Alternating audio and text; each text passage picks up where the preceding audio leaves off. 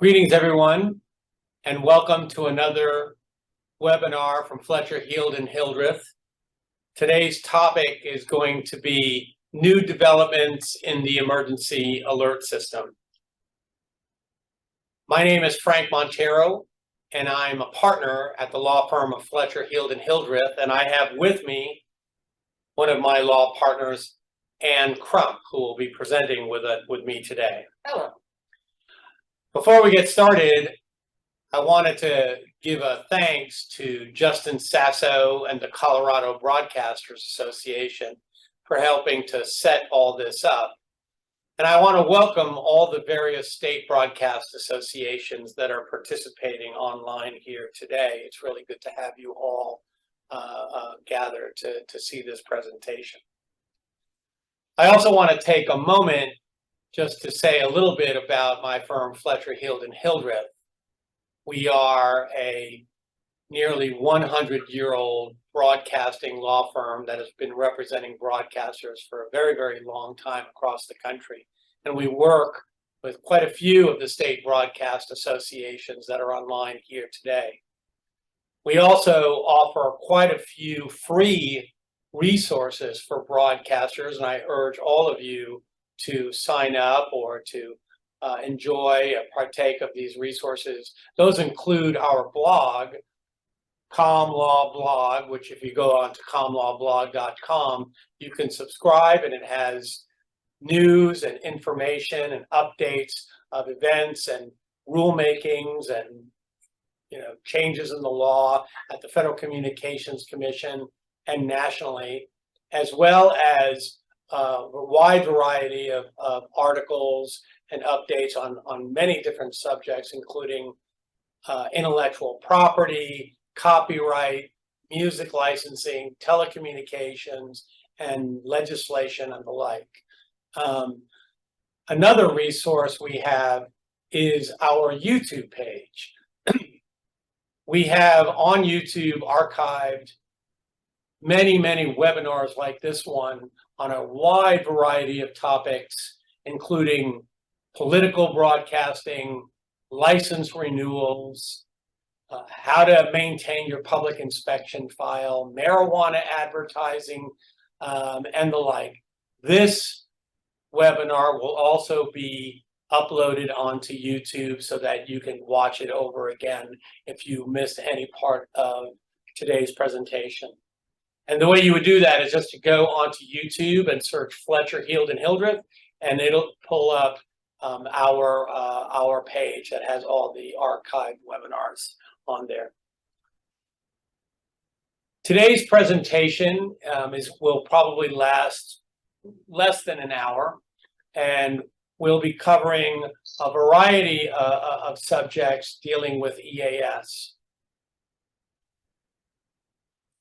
Today's agenda will include just a primer and refresher, if you will, on the emergency alert system and its requirements. We're also going to talk about EAS tests. Then we're going to look at new developments in the EAS rules. These are new rules that were actually adopted and became effective last year. However, broadcasters do not have to adopt and implement these rules until later this year in December of 2023. And then last but not least, we're going to be going over some proposed rules that have been proposed by the Federal Communications Commission to adopt new rule changes. These have not gone into effect yet. The comment period was opened, and many of the state broadcast associations that are online here, as well as others, have filed comments in that rulemaking proceeding, as well as the National Association of Broadcasters. And we'll be giving an overview of what those proposed rules say and what it would mean for broadcasters if they were to be adopted. And then lastly, we'll have some time to be able to take some questions and answers at the end.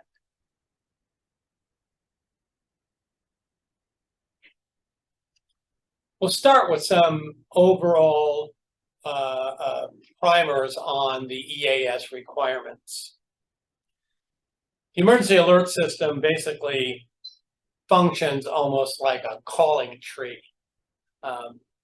There are primary entry point system stations, PEP stations, and these are designated as national primary stations, which distribute presidential messages to other broadcast stations and to cable systems. An emergency action notification, or an EAN, is sent out, which then alerts broadcasters that either the US president or his designee is about to deliver a message over the EAS system via the PEP system. These EAS alerts are initiated usually by a trusted source, such as the president, the National Weather Service, by the states through their Emergency Operations Center or state law enforcement, local, county, and tribal governments, the National Center for Missing and Exploited Children for Amber Alerts. These have to be approved by state law enforcement. And then more recently, the FCC added blue alerts, which has a event code of BLU, and these are for threats to law enforcement, which are similar to current Amber alerts for missing children, or for that matter, the silver alerts for missing or lost senior citizens.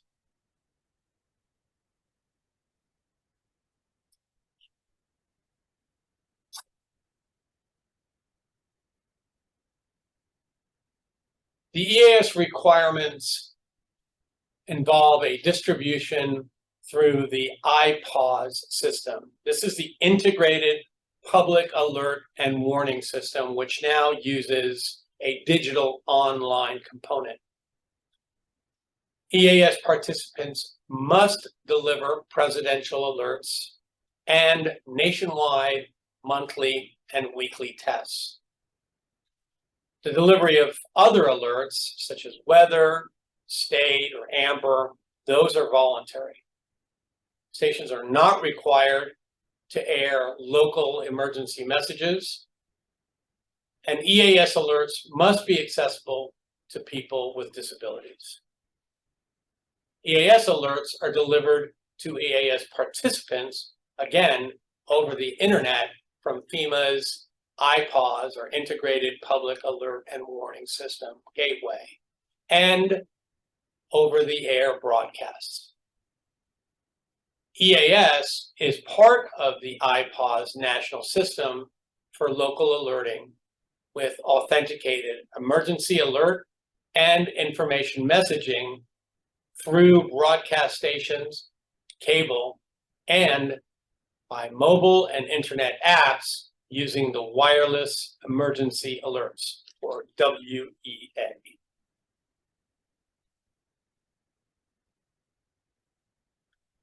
Emergency alert system participants are required to monitor both systems for redundancy, but IPAWS, the digital online component, offers many advantages.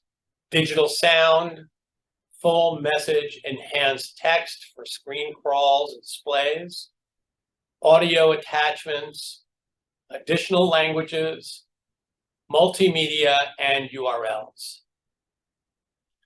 EAS activation interrupts the programming once, and then the emergency message, audio, and text is repeated twice. Then regular programming continues. TV display formats can vary from station to station.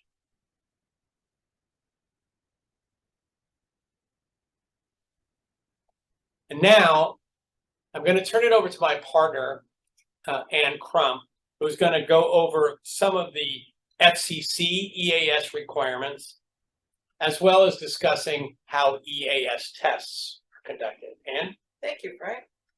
Well, as might be expected, broadcast stations must monitor two sources, the IPAWS EAS feed And in accordance with your state EAS plan, which controls for each state, at least 2 other radio and TV station sources.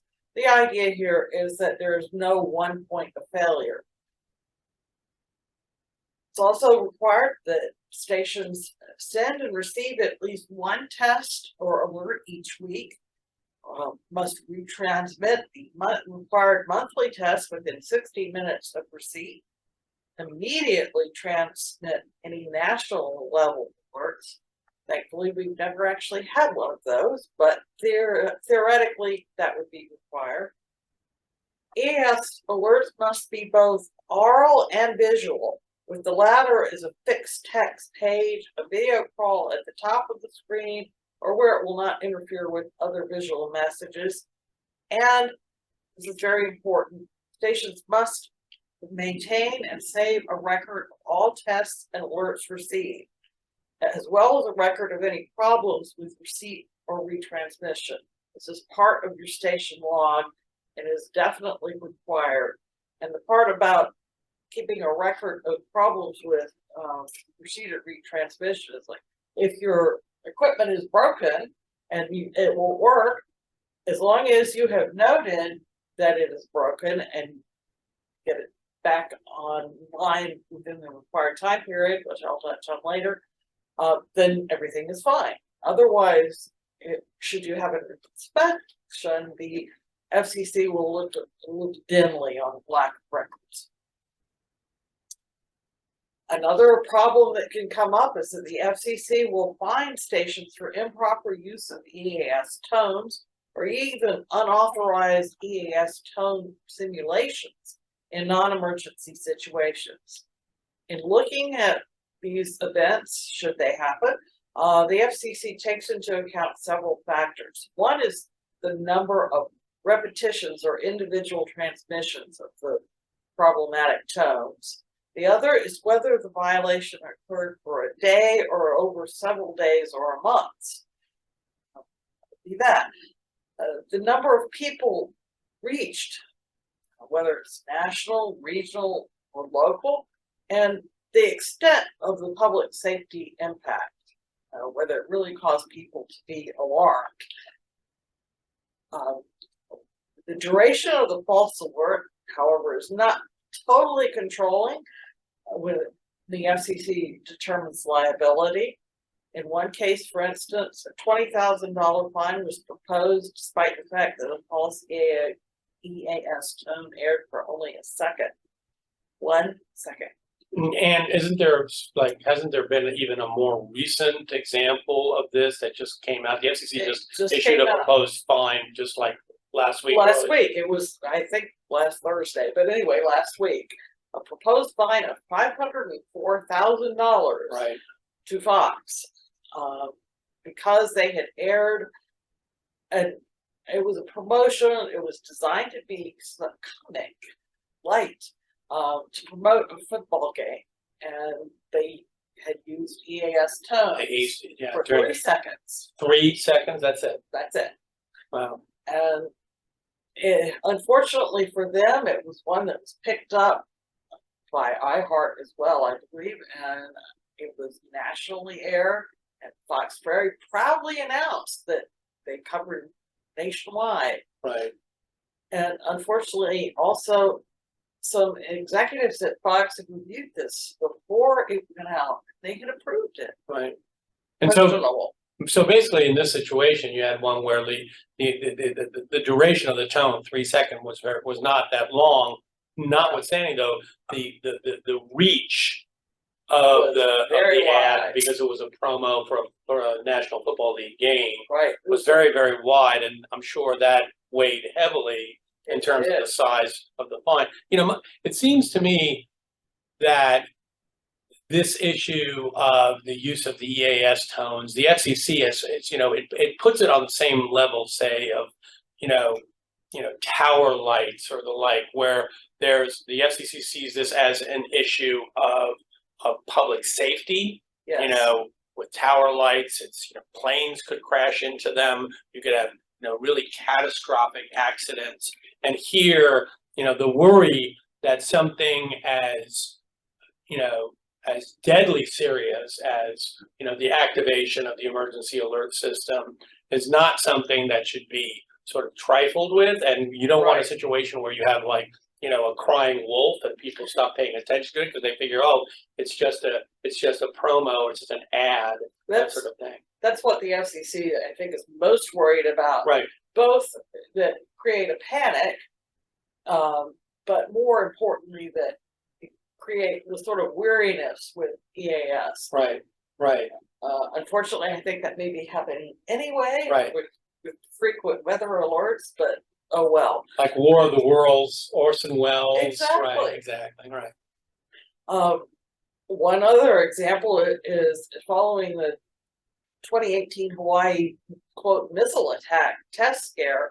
FCC has required stations to report if they participated in a fake emergency. That one was not known to be fake at the time, but it turned out to be that way. Also, EAS officials using real event codes must take precautions to warn stations and the public that it is a test and not a real emergency. But I think that was part of the problem there. People thought it was a real emergency, Right. and Absolutely. reacted accordingly.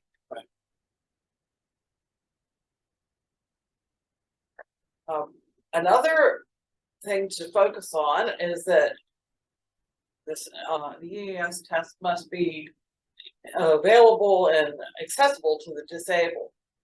A potential problem could be language, but bilingual EAS is not mandated. The FCC is reviewing its current practices and whether there's a need for bilingual or multilingual alerts, but it hasn't adopted any requirement along those lines yet.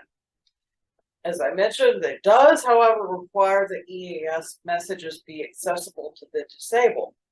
Ways of doing that are to make sure that EAS messages appear at the top or elsewhere on the TV screen where they will not interfere with other visual messages or with closed captioning. EAS messages must be displayed in a manner that's readily readable and understandable, and without overlapping lines of EAS text or the text extending beyond the viewable display, obviously except for video crawls that are supposed to scroll on and off. The entire text of the EAS message must be displayed at least once. Visually. And going back just for a minute on the bilingual EAS issue, I mean, as you correctly point out, it's not mandated, but I know that several states have voluntarily on their own adopted bilingual EAS. I mean, most notably, like you have Puerto Rico, for example, for obvious reasons, but the state of Florida, Florida Association of Broadcasters, I think they also do a lot of their EAS signals on a bilingual basis as well, even though they're not mandated. It's not mandated, but it's certainly allowed. And the FCC, it's been a couple of years ago, was specifically asked various stations to let them know what exactly they were doing in this area, especially in areas where multilingual populations live. Right. The TV broadcasters also have to make sure that the audio portion of an EAS message plays at least in full at least once. I believe I said that, but that requirement actually fits in with the FCC requirements for general accessibility of emergency information, which is not really part of EAS, but you might have an EAS alert and then people on the station giving more information about what's going on. And for those instances, there's a requirement to use the secondary audio or SAP stream to convey televised emergency information orally when such information is conveyed visually, whether through a crawl or elsewhere, and during entertainment or other non-news program. The deadline for complying with that last requirement has now been extended to May 26th of this year. But the FCC has been very insistent on making sure that everybody can see and hear emergency information, whether it be EAS or other information provided, and to the point where they expect, even if you have to scroll it on a piece of poster board and hold it up in front of the screen, somehow the vital emergency information needs to get conveyed to the audience, both orally by talking and showing visually. Yeah, and that audio crawl rule, which as you correct mentioned, is now extended to May 26th of 2023.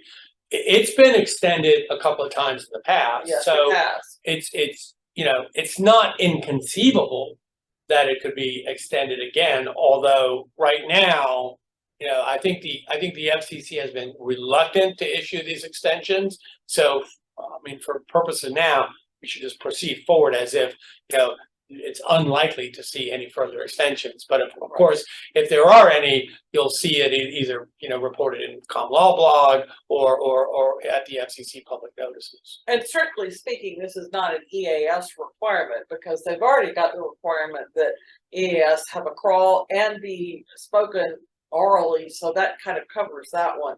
But this is for other emergency programming. Right. EAS tests. So we've got this wonderful system set up. Now it's time to test it and make sure it actually works. Right. The IPAWS Modernization Act requires a nationwide EAS test once every 3 years. FEMA is required to test IPAWS every 3 years also. But since 2016, FEMA and the FCC have conducted a nationwide EAS test more or less annually, with a couple of exceptions. For instance, the 2020 and 2022 national EAS tests never happened. 2020 because of COVID. 2022, they came out actually fairly early in the year and said it just wasn't going to happen that year. But generally speaking, there are annual tests. And broadcast stations are required to report the test results on the EAS test reporting system, otherwise known as ETRS. And one difference coming up here is that the FCC decided that even though there wasn't an actual test last year, it still wants to get updated information, which is on Form 1, filed in ETRS. It's required to be filed this year by February 28th. Right. So, and I've been getting some calls on this as well about, do we still need to do this? And I know a lot of the state associations have been putting the word out on this, and they've been doing a great job on this. But just, again, keep in mind that despite the fact that there was no test, they are still calling for Form 1s to be filed by February 28th of this year. So just keep that and circle that on your calendar. They stated they extended the date, but they never had established a date before. Right. And this, the rule requiring an annual update is really buried in the rules about reporting on the nationwide annual, supposedly, EAS test. But in any event, it is required to be filed, test or no test. And this form requires reporting on EAS hardware and the software being used. I would strongly encourage everyone to make sure that you fill this form out accurately and report exactly which software you're using, exactly what equipment. Don't just rely on form filed in the past. You might have had software updates. The FCC will be looking at this, and they don't like to see out-of-date information or that you're using outdated equipment either. So if you've updated, make sure you report you've updated. And required monthly and weekly tests of EAS are going to continue as planned. Now, Frank, if you wanted to report on some of the new developments now in place. Yeah, thanks, Hannah. Yeah, I think, well, I'm going to now do a little bit of a dive into some of the new, newly adopted rules. Later, we're going to be talking about some proposed rules that have not yet been adopted. But these are ones that have actually been adopted, even though broadcasters have until December 12th of 2023 to actually implement some of these new requirements. So the FCC recently adopted modified rules which revised the monitoring and retransmission procedures and the updated alert codes for identifications or for nationwide tests. So we're going to be talking about those in order. Number one being the new monitoring procedures, and number two being the new identification codes. These rules, as I mentioned, went into effect last year on December 12th of 2022, but broadcasters and the EAS participants among broadcasters have until December 12th of 2023 to modify their EAS equipment in order to comply with these new rules. The FCC is really strongly in favor of these and believes that these rule modifications will ultimately result in greater use of an IP-based common alerting protocol, that's CAP. And this format has alerts which are more informative to the audience and to the public.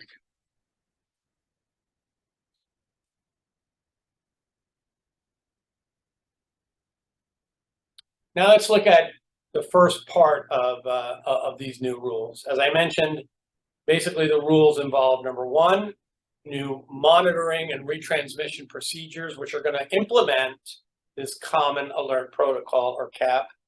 And then second being the new event codes.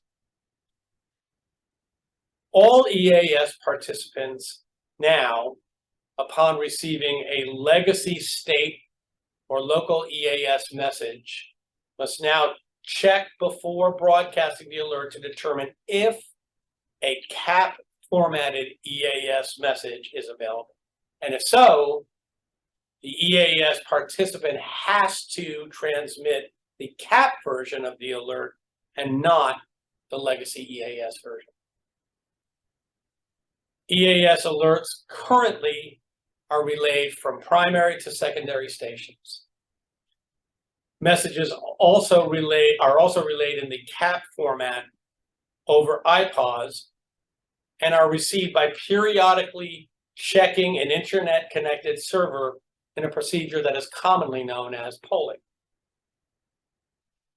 EAS participants now, under these new rules, have to delay retransmitting an alert for 10 seconds.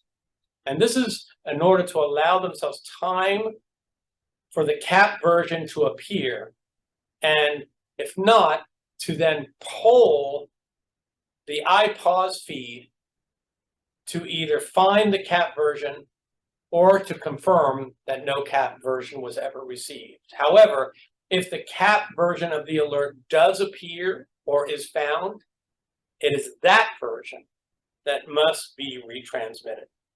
So again, 10-second delay in order to check to see whether the CAP version was received, and if not, to poll the iPause feed to either find the CAP version or confirm whether or not it was received. But if it was received, then it is that version, the CAP version of the Common Alert Protocol, that must be retransmitted. And if not, then go ahead with the legacy version. That's correct.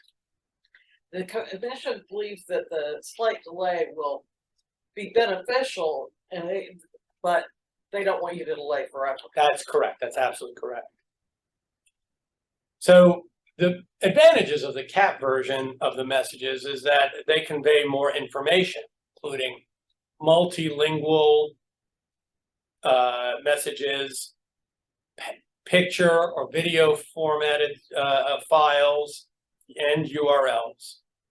And then for the deaf or hearing impaired, the CAP formatted alerts can display the text provided by the alert originator. The EAS participant can also generate an audio message using a text-to-speech software installed in the EAS equipment. The new requirements for EAS polling are not applicable to required weekly tests or to national tests of the EAS or for national emergency messages. They will also not initially apply to weather alerts from the National Weather Service, and that's just because the National Weather Service is not yet capable of distributing alerts using the CAT format over iPods, but that may change in the future. Too bad, given the number of weather alerts. Right, exactly, especially now. However, the new process does appear to apply to the required monthly tests.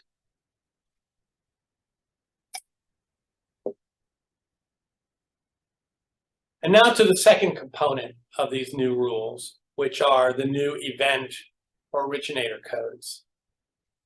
The FCC is changing the event and originator codes that are commonly used for alert messages and nationwide tests. The test for the EAN event code is changing from emergency action notification to national emergency message.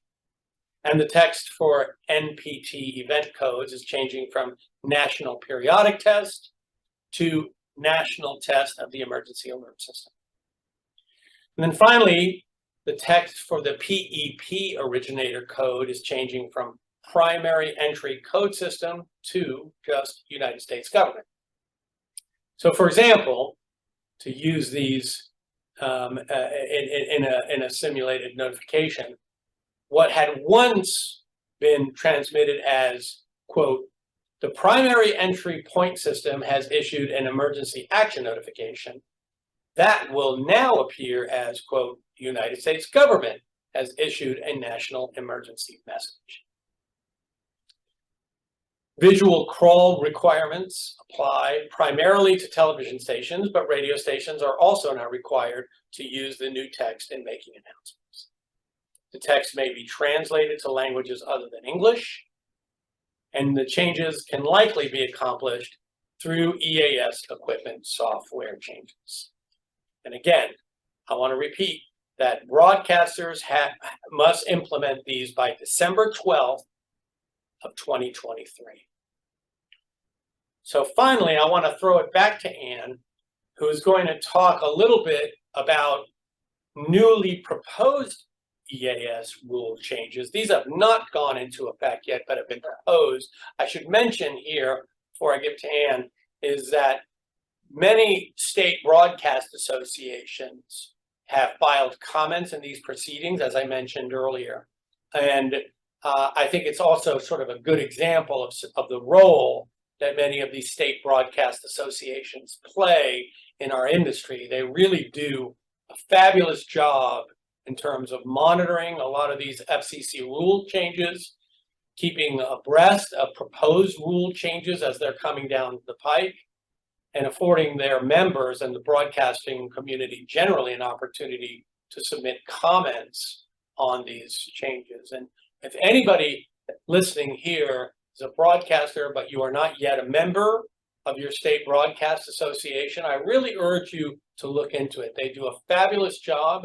They really look out for the state broadcasters in your state. They also represent you before your state capitol on lobbying issues that may come up on state law issues rather than federal law issues. And I really urge you all to look into that. So with that, over to you, Ann. Tell us what the FCC has proposed for us. Thank you. And I would reiterate what Frank said and note that the FCC tends to take the state broadcasters' comments very seriously. Absolutely. Because they realize that associations represent people who have the real practical experience. Absolutely. And in fact, their latest NPRM has garnered both support of the general concepts of improving EAS, but is getting some pushback on specific ideas. Right. Let me talk a little bit about those. The FCC has proposed making further changes to its EAS rules, even though they recently did so. But these new proposals include changes that are designed to increase the security and the reliability of the EAS system. For example, the FCC was a bit concerned about the number, even though it's not really all that large, of stations that have problems. That's right. some due to having EAS equipment out of service during the more recent nationwide tests. And the FCC said, well, you knew it was coming, so why wasn't your equipment in service? Of course, one can't exactly plan when it's going to break. But Right. anyway, as a result, one of the proposals is that EAS participants will be required to notify the FCC about any malfunctioning equipment. There's currently a 60-day grace period. If you discover that your EAS equipment isn't functioning, you can take it offline, send it away to be repaired, put it back online, and as long as you get that done within 60 days, nothing further need be done. It's only if you go beyond 60 days that you need to notify the FCC and ask for permission to continue to operate without it. But with this proposed new rule, the FCC would take away that no notification grace period and require that they be notified very promptly. It's not quite clear exactly what purpose would be served by that, but they somehow think that people will look and know to change what they do in some way. The FCC is also proposing to require that EAS participants notify the FCC within 72 hours of any unauthorized access to either a participant's EAS equipment or any part of the communication infrastructure, such as a firewall or a virtual private network, otherwise known as VPN, whether or not a false alert is issued. And we had discussed how the FCC required notifications of if the station's been used for a false alert, but this goes beyond that to any incursion into the system at all that might have resulted in whether it actually did or not. Right. False alerts. This also has the potential of putting some heavy burden on particularly small stations, but also even some big ones, because people are pretty clever about how they make incursions into your system. It's not always obvious from the beginning. And this was a big issue that was raised, among others, in the comments that were filed by the state broadcasters, was Yes. the burden that it was going to place on especially some of the smaller broadcasters that are out there. Is that right? Right. If you don't have a network engineer on staff Right. 24/7, you might easily not catch it. Right. And so it's hard to know. Plus, a further requirement that they proposed is that EAS participants must certify annually that they have created, updated, and implemented a cybersecurity risk management plan. So you have to think about what someone might try to do to get into your system and then come up with a method of foiling them doing Right. so. Right. And that also can be burdensome. The FCC, I think, has underestimated the amount of time that would be required to come up with such a system and monitor it constantly and maintain it. Right. Exactly. Um, And let me ask you, I know you prepared comments in these proceedings. yes, And I have clients that participate in these proceedings as well. We touched on sort of the the impact on small broadcasters. What was the general tone of the, comments that were submitted to the FCC on these new proposed rule changes? Were they against them?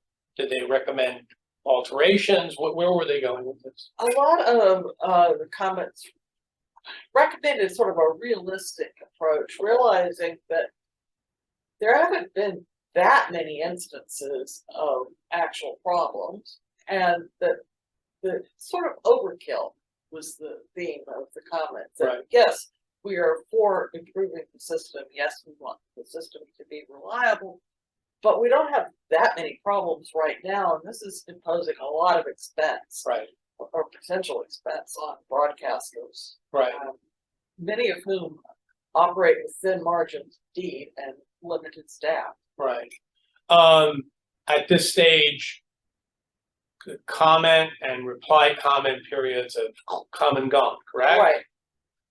They are now So- closed, or of course you can always try it, but officially they're closed. So if you had to gaze into your crystal ball and make some kind of a prognostication over, how long it's going to take, whether, is this something that, could we possibly see new rules on this particular issue this year in 2023? We could, hopefully, that was another comment that came along to allow time for implementation. Right. Of anything new that's adopted, but we could see new rules later this year. I'm thinking probably considerably later this year, but it depends on how gung-ho the commission is, what the breakdown amongst the commissioners is, on what they want to see. Right. And it's hard to know exactly what that will be, since it's still 2-2. So bottom line, it could be a big year for EAS for broadcasters. 2023 is when you take the existing already adopted rules, which will now require compliance by December 12th of 23, coupled with these new proposed rules, which could very well be adopted in 2023, although we don't know if the FCC may give broadcasters time to implement them. But I hope so. So these are all, and again, these are all topics that will be covered in our blog posts. And let me now turn over so that you can have our contact information there. There's a screenshot moment there that if you have any questions and you want to reach out to Ann or myself on any of these topics, please feel free to do so. And you have all our contact information there. And now we are going to be replaying some of the questions that we received during the initial broadcast of this EAS developments webinar, as well as our answers. We hope you enjoy it.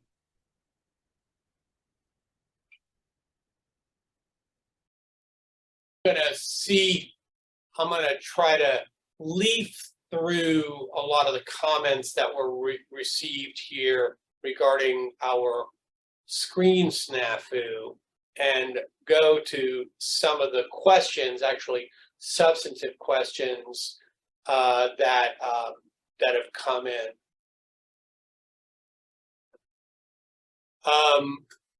Let's see. One is, when we refer to legacy EAS tests, do you mean the over-the-air version? And the answer to that is yes. That's sort of the traditional method of doing that, as opposed to the IP internet-based method of doing it. That is exactly what we're referring to here. Yeah, the FCC refers to it as legacy EAS because they're trying to move people more and more to the internet-based. Right. Exactly right. Let's see, here's another question that's came in. Does the requirement to use CAP over EAS, or I guess it would be legacy EAS, apply if the CAP message is only text and has no other media or audio? I would say that the answer is yes. I mean, basically, they've been pretty unequivocal that when you're checking around to see whether or not you have the CAP message was received, that you go with the CAP message. So I would say yes. The answer to that is yes. Then that's followed by a comment. This will trigger TTS. This will trigger TTS. I think that's text to speech. Text to speech from the individual boxes, none of which are the same, and most are not legible. I mean, I think that may be true, and I would imagine that during the tests, that's sort of an issue that's probably going to be looked at. I mean, again, these are new, so for the Navy people out there, they treat this as sort of a shakedown cruise of how it's going to work, and they're going to find bugs as they're going through it, and they're going to be looking to try to weed out some of those bugs. I think that they're probably not focusing on how it comes out because they think text to speech is a great thing. Right, exactly. let's see. EAS participants who receive an alert via the legacy EAS system will be required to check to see if a CAP version of these alerts is available. That is correct. If one is, stations must transmit the CAP version and not the legacy EAS version. That is also correct.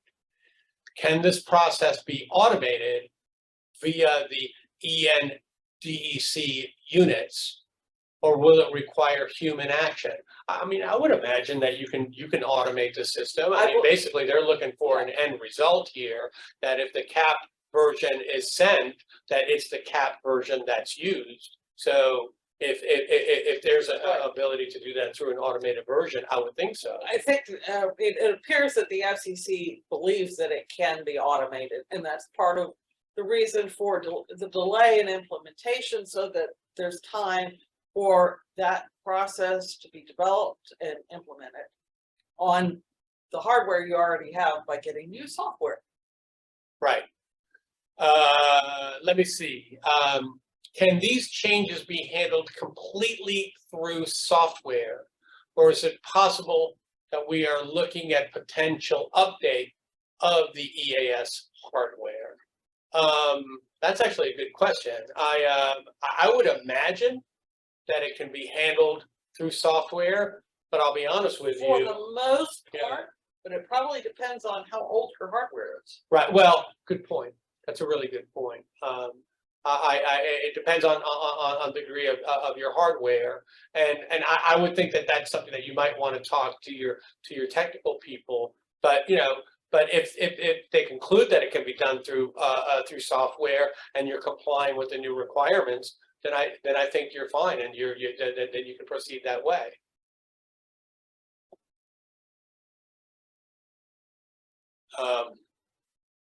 Text for radio. What if a station does not have RDS? Is the radio station required to have RDS to transmit text? My understanding is that there was no requirement that they actually, I think if they are capable of doing so, that they should do so, but I did not see any requirement that they actually, adopt or include RDS in order to transmit text for radio. Obviously, text on radio doesn't make a whole Well, lot but of on the sense. but on the RDS,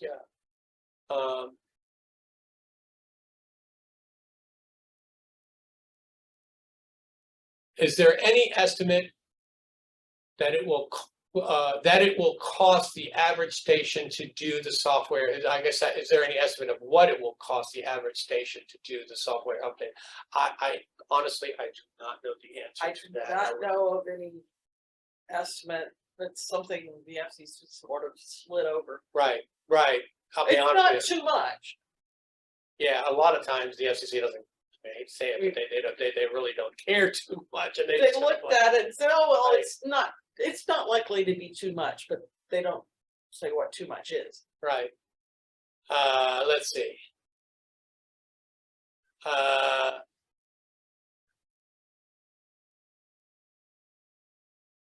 Let's see.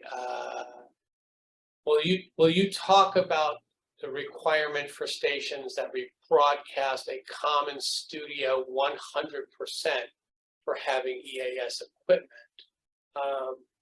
The requirements for the requirements for stations that we broadcast a common studio 100% for having EAS equipment. Well, generally speaking, my impression is that if you have a common studio, you can use one set of EAS equipment and make sure that the alerts go out on all the stations. Right. You don't have to have multiple at the same studio. Right. Let's see.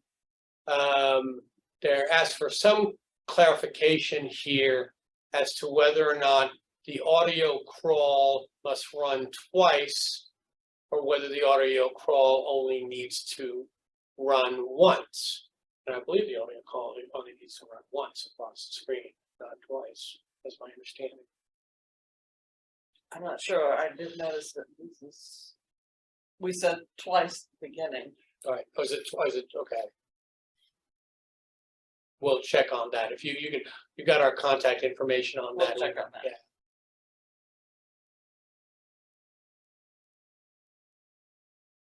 It says, can you receive it, sorry, can you send an email for guests to receive a copy of these slides? Also, can we email your team follow-up questions on this topic, or should we ask our respect? I mean, either. I mean,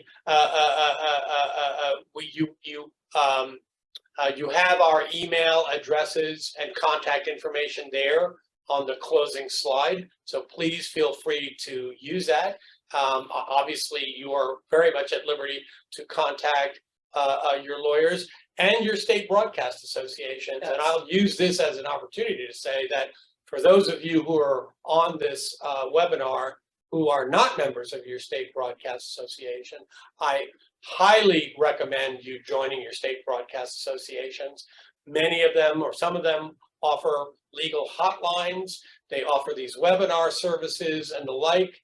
And they can be a resource for really great information. And it's those associations, by the way, that have filed comments in some of these new proposed rulemaking proceedings, and are getting you know, the broadcaster's point of view across to the FCC as these new rules are being considered. So I think they provide an invaluable service, and I think are something that I highly urge broadcasters to become a part of.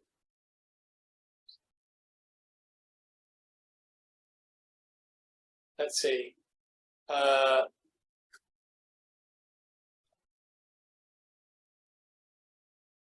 Regarding the new wording and change to the United States, will the government give us new translated script to have uniformity, or are we responsible for the translation? I would think that that the stations are going to be responsible for the translation. I don't see them providing the script. I don't either. Let's see. Okay. This is not a question, but a bit of useful clarification information here from John.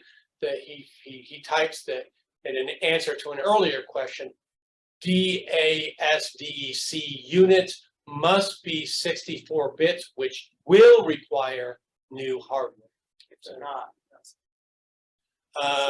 Let's see. Given that many TV stations have sub-channels now, thanks to digital technology, are we required to carry EAS alerts and messages on our sub-channels as well as primary channels? And the answer to that is yes. Yes.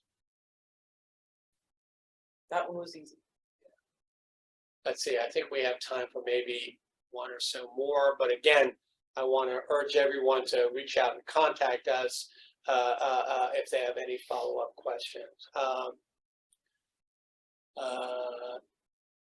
If a cap version of a message comes in later, after the legacy version has already been sent, we must still send the cap version, right? I would say yes, because I think that's basically, I mean, that's why you have the 10-second delay.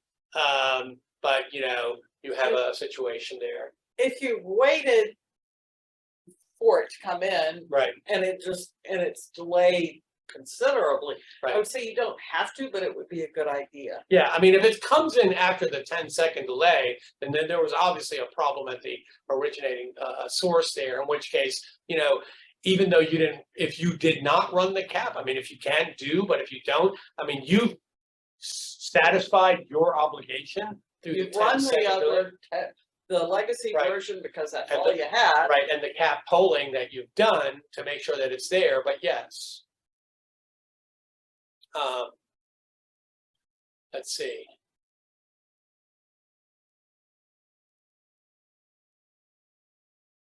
Let's see. And this must send cap version, even if legacy version already sent, applies to the monthly test. I would say yes.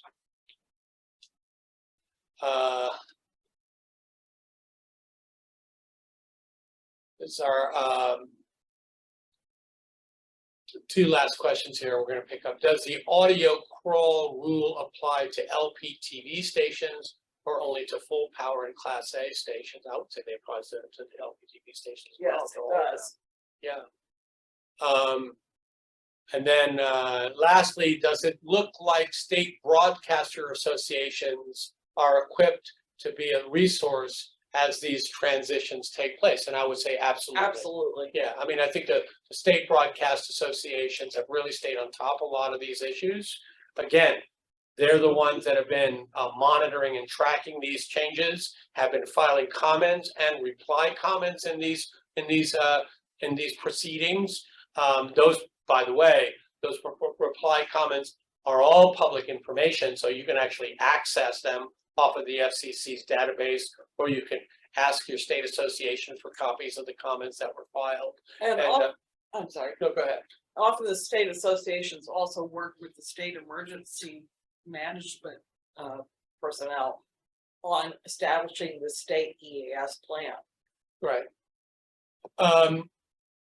I know I said that was going to be the last question. I will say that that's all the more reason really to check in with your state associations, become members of your state associations, because it's an invaluable resource.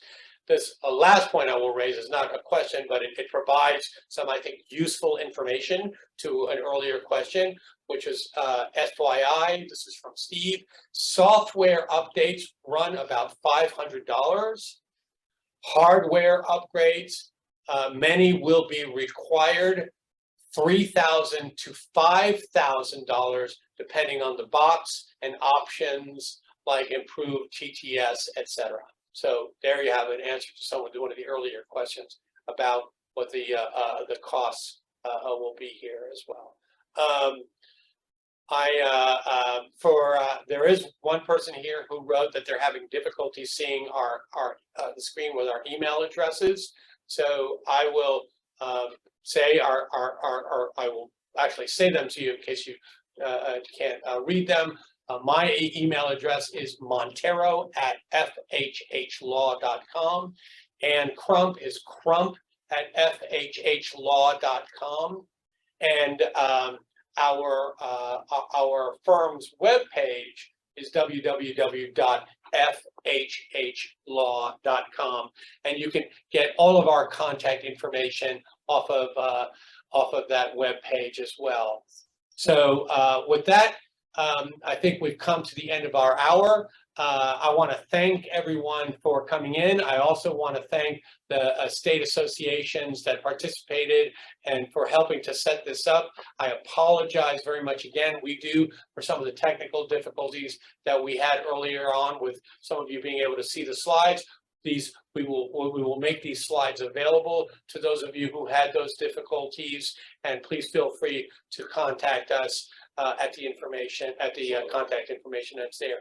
Until next time, we look forward to seeing you all. And again, if you happen to be coming to Washington for the State Leadership Conference, we'll look forward to seeing all of you.